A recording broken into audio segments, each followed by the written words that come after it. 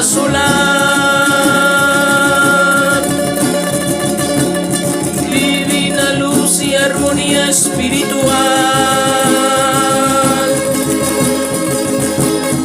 Yautli, hermosa flor, Yautli, hermosa flor. Energía creada, trenzada con gran amor, un copal consagrada, bella cruz de Pericón,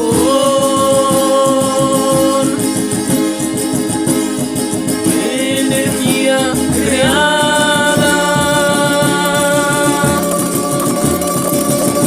trenzada con gran amor,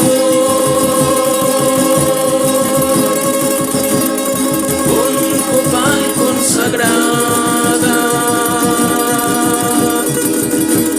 bella cruz de Pericón.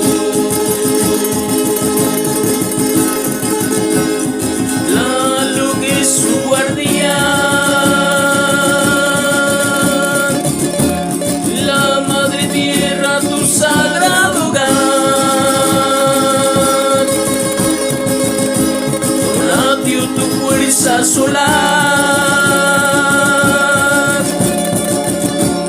divina luz y armonía espiritual. Yautli, hermosa flor, Yautli, hermosa flor. Prometeo, él es Dios, como decimos en la tradición. La crucecita de Pericón es un símbolo de protección. Es un trabajo que conocía desde que mis padres vivían, y mis abuelitos se lo transmitieron también a ellos, este conocimiento de cómo crear su propia cruz de Pericón, y la intención es que haya protección en nuestros hogares. Su nombre del Pericón es Yautli en náhuatl.